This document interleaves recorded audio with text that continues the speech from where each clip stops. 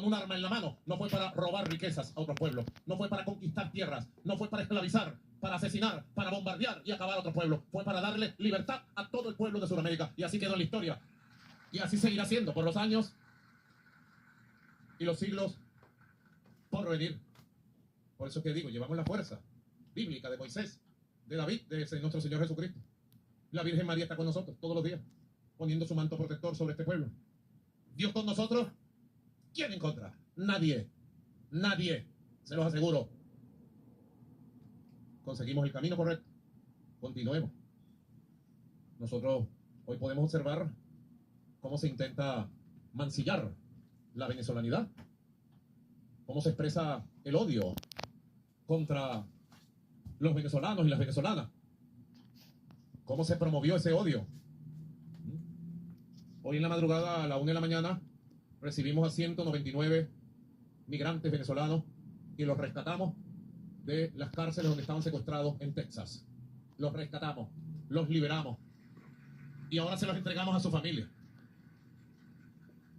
Yo me he empeñado en rescatar y liberar a todos los venezolanos perseguidos, apresados, golpeados, torturados y secuestrados en cárceles de Estados Unidos, sin debido proceso, sin juez, sin juicio, sin derecho a la defensa. Lo saben las madres, las abuelas, la familia. Todavía tenemos,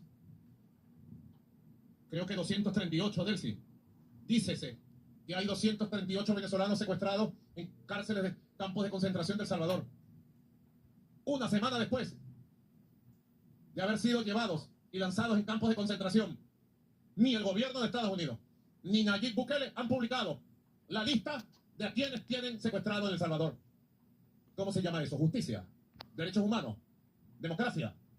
Eso se llama, de acuerdo a las leyes internacionales, a las leyes de Estados Unidos y a las leyes de El Salvador, se llama desaparición forzosa, secuestro.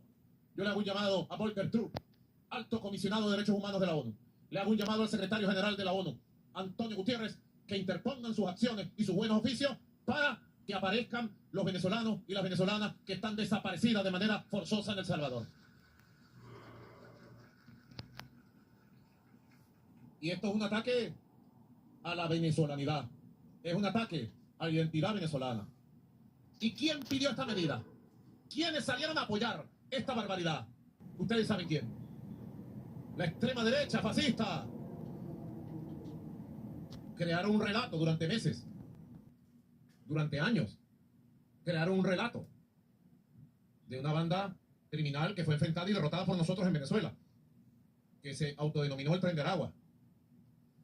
La enfrentamos y la derrotamos en Venezuela. Esa banda criminal, en su última etapa y en varias etapas, se puso al servicio de la conspiración, de la violencia, de la guarimba, de crímenes públicos, de llenar de violencia ciudades de Venezuela, sobre todo en el centro del país, y fue combatida con firmeza por los cuerpos de seguridad, la policía, los cuerpos de inteligencia, la Fuerza Armada Nacional Bolivariana. ¿Quién se llevó a los delincuentes venezolanos y al Tren de Aragua al exterior? ¿Quiénes se lo llevaron? ¿Quiénes los alentaron? ¿Quiénes los financiaron para que desestabilizaran Venezuela? Ustedes saben quién. Los venezolanos sabemos perfectamente. La derecha extremista. Leopoldo López, Guaidó, La Sayona, Carlos Paparoni, Julio Borges. Lo digo con nombre y apellido. Yo doy la cara y digo con nombre y apellido. Ellos crearon el relato. Y ese relato comenzó a ser repetido por las redes y los medios hegemónicos en Estados Unidos, en algunos países, como Chile, por ejemplo. Y era un relato que iba paralelo a una campaña de xenofobia y desprecio contra los venezolanos, contra los migrantes. Bien sabido es que la migración venezolana tiene su origen, su causa, en la guerra económica, en las sanciones, en aquella primera etapa, años 17, 18, 19, 20. Que nosotros, mientras fuimos recuperando el país, comenzó a haber una migración en reversa y se han regresado más de 1.200.000 venezolanos y venezolanas que ahora han incorporado en las distintas actividades. Pero ellos impusieron en esos sectores, sobre todo en los sectores de poder de Estados Unidos, un relato sucio, macabro y lleno de falsedad. Y sobre la base de ese relato, en este momento, por culpa de los Julio Borges, de la María Corina Machado, del Leopoldo López, del Carlos Paparoni, del Guaidó y compañía, el gobierno de los Estados Unidos ha emprendido una arremetida contra todos los migrantes venezolanos en Estados Unidos de Norteamérica. Los persiguen, les allanan las casas, le quitan la casa, el carro, la moto, los separan, familias enteras separadas. los golpean, los maltratan, los torturan, los secuestran. ¿Se puede llamar eso algo justo? Eso se llama crueldad. Crueldad nazi. Son procederes crueles.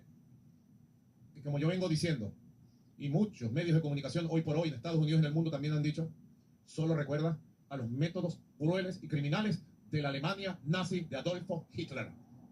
Persiguiendo a los judíos, persiguiendo a la comunidad LGTBI, persiguiendo a los sindicalistas, a los movimientos de izquierda, persiguiendo a todo el que no fuera de la raza aria, de la raza pura que llamaban ellos.